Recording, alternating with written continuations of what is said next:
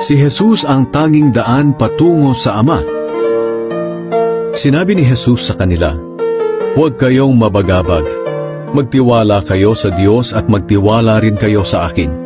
Sa tahanan ng aking Ama ay maraming silid.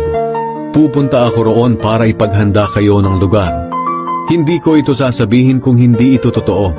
Kapag naroon na ako at naipaghanda na kayo ng lugar, babalik ako at isasama kayo, upang kung nasaan ako, ay naroon din kayo. At alam nyo na ang daan papunta sa pupuntahan ko." Sinabi ni Tomas sa kanya, "Panginoon, hindi po namin alam kung saan kayo pupunta. Paano po namin malalaman ang daan?" Sumagot si Jesus, "Ako ang daan, ang katotohanan, at ang buhay. Walang makakarating sa Ama kung hindi sa pamamagitan ko.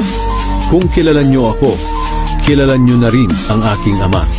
At ngayon nga ay nakilala at nakita nyo na siya." Sinabi ni Felipe sa kanya, "Panginoon, ipakita nyo po sa amin ang Ama, at sapat na iyon sa amin." Sumagot si Jesus, "Felipe, ang tagal na nating magkasama. Hindi mo pa rin ba ako kilala? Ang nakakita sa akin ay nakakita na rin sa Ama. Paano mo nasabing ipakita ko sa inyo ang Ama? Hindi ka ba naniniwala na ako ay nasa Ama at ang Ama ay nasa akin? Ang mga salitang sinasabi ko sa inyo ay hindi nanggaling sa akin, kundi sa Amang nasa akin. Siya ang gumagawa ng mga bagay na ginagawa ko. Maniwala kayo na ako ay nasa Ama at ang Ama ay nasa akin. Kung ayaw ninyong maniwala sa sinasabi kong ito, maniwala man lang kayo dahil sa mga ginawa ko. Sinasabi ko sa inyo ang totoo. Ang sumasampalataya sa akin ay makakagawa rin ng mga ginagawa ko. At higit pa rito ang magagawa niya dahil pupunta na ako sa Ama.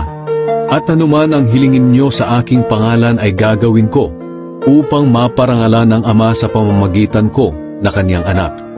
Oo, gagawin ko ang anumang hilingin ninyo sa aking pangalan.